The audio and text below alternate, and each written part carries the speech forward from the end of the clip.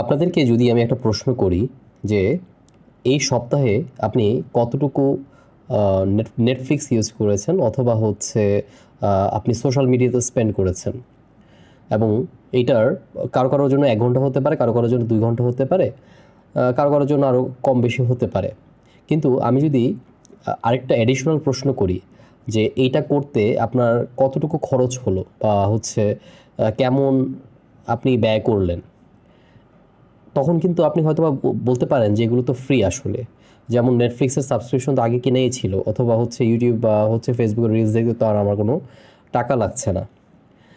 প্রশ্নটাতেই হচ্ছে উত্তরটা আছে যে কি ব্যয় করেছিলেন। এখন ব্যয় কিন্তু যদি শুধুমাত্র টাকা হিসাব করেই আমরা চিন্তা করি, তাহলে হয়তোবা আপনার টাকা খরচ হয়নি, কিন্তু তার চেয়ে বড় একটা জিনিস খরচ হয়েছে।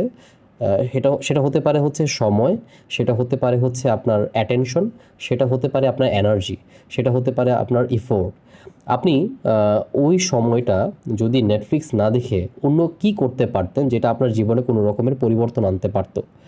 সো বন্ধুরা, আজকে সেটাই নিয়ে আমি কথা বলবো। সেটা হচ্ছে আমাদের অপরচুনিটি কস্ট। এটা আমার একটা ফেভারিট টপিক এবং এটা আমি হচ্ছে অনেক দিন ধরেই আমার লাইফে অ্যাপ্লাই করার চেষ্টা করছি।